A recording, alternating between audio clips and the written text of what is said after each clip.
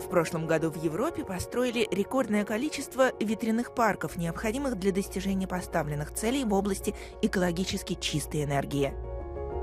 It's a very ambitious target. Last year, if I recall it correctly, we counted 17 gigawatt, which has been installed in Europe. So if we just count what we have installed today until the end of the decade to reach the target, we need 31 gigawatt every year, in average. They want us to build twice as many new wind farms as what we're building today. Now, we can do that, but we're facing competition now from Chinese wind turbine manufacturers. Hello and welcome to Business Planet. ZF Wind Power in northern Belgium's a world leader in the manufacture of gearboxes, the heart of a wind turbine. But as demand rises, can production keep pace? Let's find out.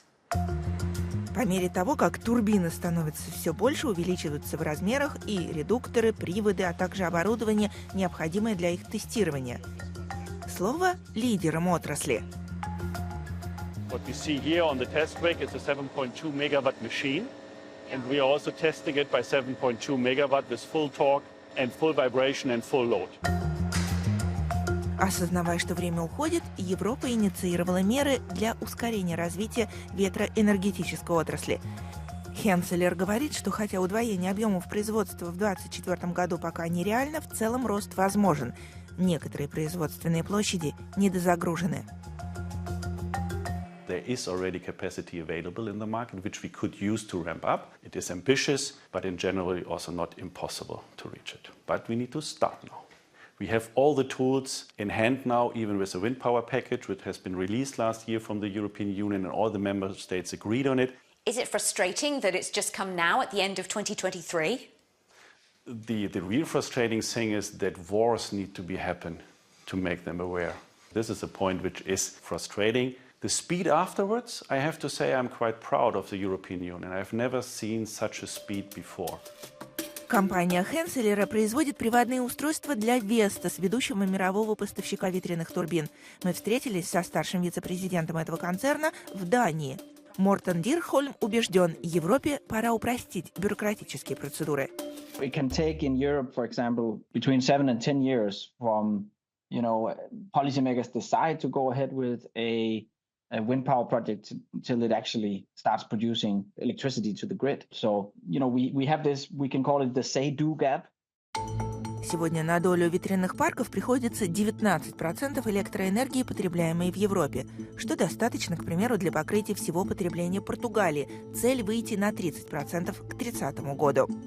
26 стран ЕС подписали ветряную хартию, взяв на себя обязательства по выполнению мероприятий, закрепленных в Европейском пакте мер по стимулированию отрасли.